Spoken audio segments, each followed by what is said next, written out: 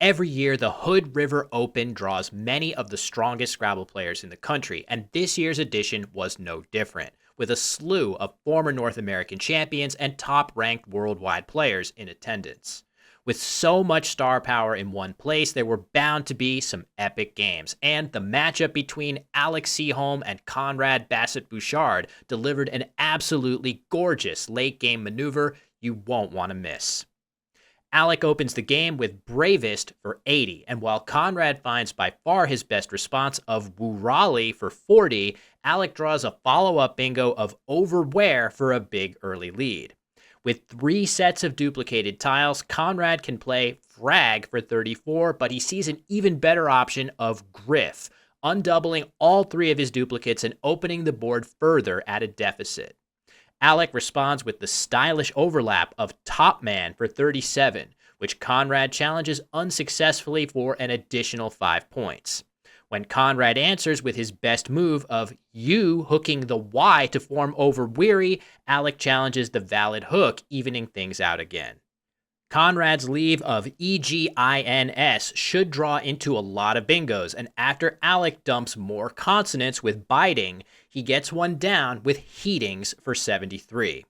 Undeterred, Alec bingos right back with Mousepad, and while Conrad hits a strong J play with Feihoa for 48, Alec bingos for a second straight turn and the 4th turn overall in the game with Petronel, giving him what computer simulation suggests are 99% winning chances. Conrad has a ray of hope in the form of the first blank, and while he would have played Snecked if he had to, he plays Undecked for 100 instead, creating a more volatile board to help aid his comeback. Alec blocks one of the 2 open triples with Toei, and Conrad manages to draw the second blank as well. Without a playable bingo yet, his elegant move of Ahi for 33, hooking Yug to form Yuga, is his best option here. But it does block off an important bingo lane, and Alec seizes the opportunity to continue playing defense with Clue, blocking another open lane. Next, Conrad sees Cat for 35, hooking Abiding. Instead, he elects to play Chi for just 24, reasoning that keeping that bingo lane alive as a threat is extremely important for him here. Alec sees things similarly, blocking Abiding with Def for 18. After Chi, Conrad draws XZ, normally a welcome sight for high-scoring plays, but he needs a bingo here, and this draw completely derails his quest to get one down. With only 2 tiles left in the bag, he's going to struggle to both shed his Z and X and keep enough tiles on his rack to threaten a bingo on his next move. He'll need to form some alternative plans, and Alec's previous move of Def is a critical clue. Conrad's task is to try and put himself in Alec's shoes and imagine what tiles Alec could have or not have on his rack when he played Def. The first thing to note is that there are several spots on the board where a bingo could play, but Alec chose to block the Abiding hook. This is a strong indicator that Alec does not have an A on his rack when he plays Def. Furthermore, if Alec had an A, he could simply have made a play hooking Abiding himself for a similar score, more conclusively blocking that area of the board. But there's more. If Alec had an I on his rack, he would surely have preferred not to part with the 12th and final E. Instead, he could play Diff in the same spot as Def, or he could have played Defy, scoring a valuable extra 6 points and ensuring he doesn't draw duplicated I's heading into the endgame. So, Conrad can add the I to the list of letters Alec cannot have had. Conrad has now ruled out 3 tiles from being on Alec's rack on his previous move. He therefore knows that these 3 tiles must still have been in the bag at that time instead. He's now greatly narrowed down the possible tiles he can draw, and he can use that knowledge to inform his next move. Conrad has a lot of options to consider. He can try to play off just 2 tiles and threaten a bingo in multiple spots on the board. Axe and Zoe would both accomplish this.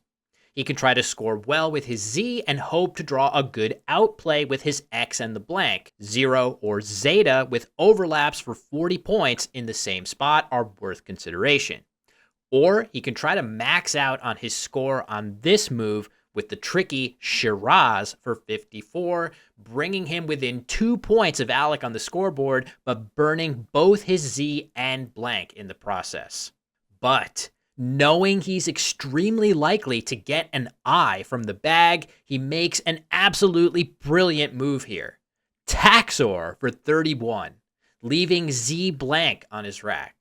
At first, this move doesn't seem to score enough at just 31 points.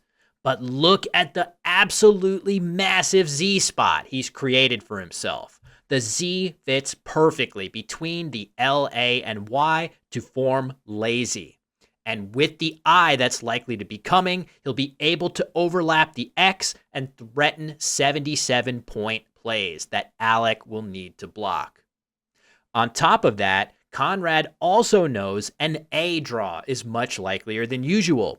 And if he does draw AI from the bag, even if Alec blocks the Z-bomb, Conrad will simply go out with Riza for 36 atop the M of Mousepad and squeak out a narrow victory.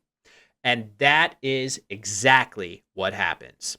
Conrad draws the AI he had planned for, and Alec has no choice but to block the 77-point bomb. After Conrad ends the game with Riza, he's still down by 2 points, but he collects 10 more points from Alec's 5 unplayed tiles and wins the game by a final of 463 to 455. This is next level inference and pre-endgame skill from Conrad. By deducing so much from Alec's play of Def, he was able to hone in on the precise draws he needed to focus on in order to win this game, and he found the only candidate play that gave him a chance. Comparing Taxor to his other candidate plays, after properly weighting his possible draws, you can see Taxor wins 50% of the time and ties another 8% with optimal endgame play. No other play wins more than 11% of the time. This is no surprise from the player who won the North American Championship at the height of Nigel Richards' dominance during that era.